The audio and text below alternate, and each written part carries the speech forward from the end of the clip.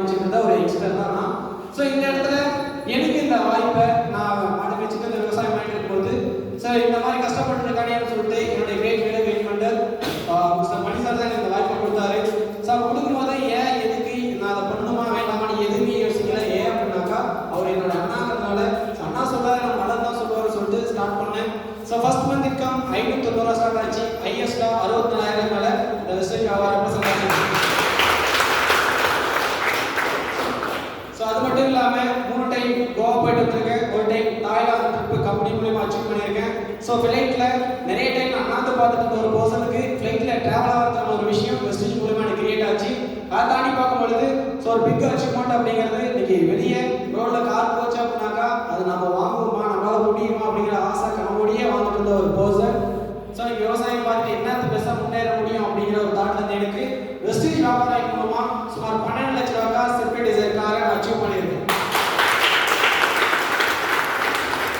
So thank you so much. உங்களுக்கு அந்த வாய்ப்பு இருக்கு, எடுத்து பண்ணுங்க. ஒரு பெரிய லெவலில் உங்கள் லைஃப்பை மாற்றணும் முன்னேறணும் அப்படின்னாக்கா இப்போ இருக்கக்கூடிய உங்கள் இடத்துல மாற்ற முடியுமா, லைஃப்லாம் சேஞ்ச் ஆகணும் அப்படின்னு சொல்லி யோசிச்சு பாருங்க.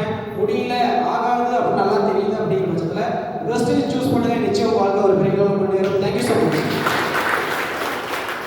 Good morning friends. என்னோட பேர் தமிழ் செல்வன். நான் தென்கிணிக்கோட்டை கிராமத்துக்கு வரேன்.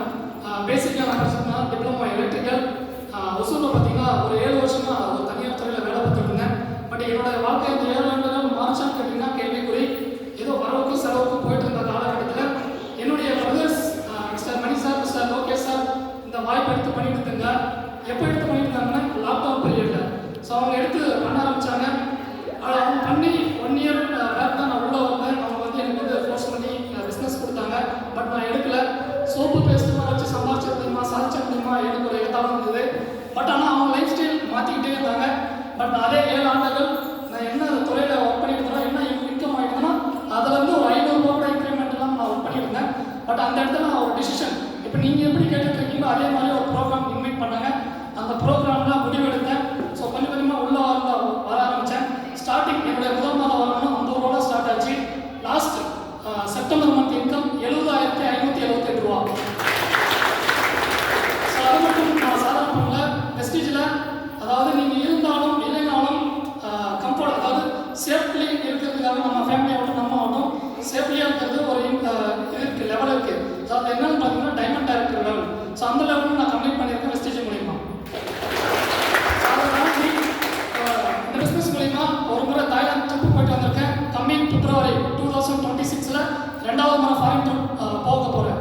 ஸோ விமானத்தில் ஒரு 7 குடும்பத்தில் பிறந்து இதெல்லாம் கனவு நினைவான நிஜம்தான்.